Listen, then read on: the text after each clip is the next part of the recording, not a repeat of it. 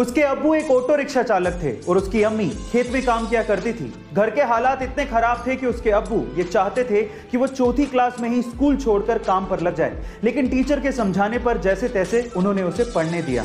अब पढ़ने तो वो लगा, लेकिन जिंदगी इतनी आसान नहीं थी। अपनी पढ़ाई का खर्च उठाने के लिए उसे होटल में वेटर तक का काम करना पड़ा।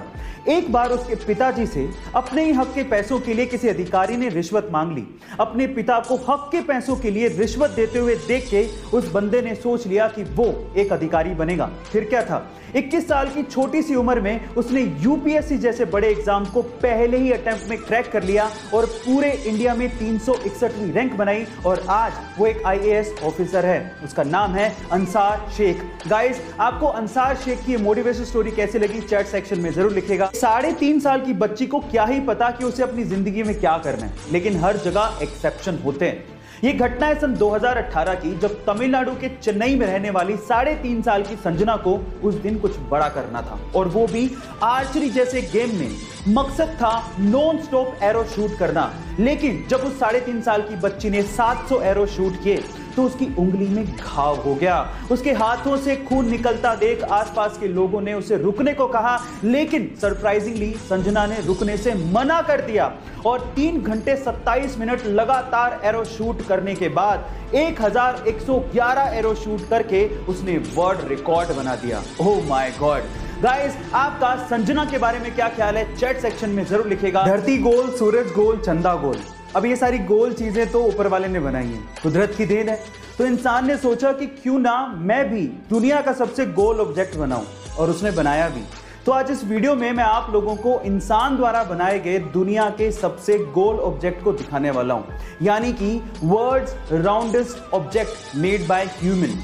ये ऑब्जेक्ट जिस मटेरियल से बनाया गया है उसका नाम है सिलिकॉन। इनफैक्ट ये सिलिकॉन के एक आइसोटोप S28 से बनाया गया है। इसको बनाने में 1 मिलियन यूरोस की लागत आई और आज के वक्त इस ऑब्जेक्ट की कीमत 10 मिलियन यूरो से भी ज्यादा है। गाइस, आपको इंसान द्वारा बनाए गए इस वर्ल्ड्स राउंडेस्ट ऑब्जेक्ट के बारे में क्या कहना है चैट सेक्शन में जरूर लिखेगा। और कंपनियां हमारे दिमाग से खेल के किस तरह से माल बेचती हैं, इसको एक एग्जांपल से समझते हैं।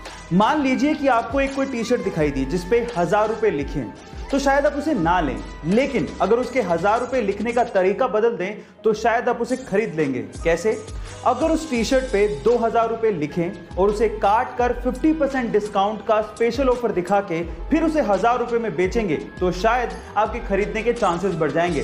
गाइस, आप इससे कितना इत्तेफाक रखते हैं चैट सेक्शन में जरूर लिखिएगा। दुनिया के बहुत से देश तरक्की के चक्कर में ये भी भूल गए कि इस धरती पर सिर्फ इंसान नहीं रहते, इंसानों के अलावा और जीव भी रहते हैं, लेकिन सारे देश एक जैसे नहीं होते। जैसे कि सिंगापुर ने जरूर जंगलों के रास्ते सड़कें बनाई, लेकिन उन सड़कों पर ब्रिजेस भी बनाए ताकि जानवर आसानी से सड़कों को पार कर सकें।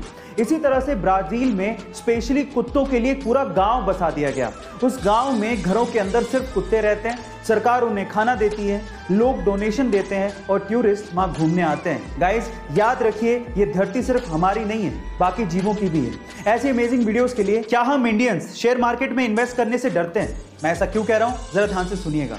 ये तो आपको पता ही है कि अगर आपको शेयर मार्केट में इन्वेस्ट करना है तो आपको एक डीमैट अकाउंट की जरूरत होती है। अब आंकड़े सुनिए, हमारे देश की जनसंख्या है 138 करोड़ और इस 138 करोड़ की जनसंख्या वाले देश में टोटल डीमैट अकाउंट कितने खुले हैं पता है? वो मात्र है 4 करोड़, और उनमें से भी बहुत सारे डीमैट अकाउंट इनएक्टिव हैं। यानी कि हम भारतीय शेयर मार्केट में रिस्क उठाने से डरते हैं, लेकिन रिस्क है तो इश्क है।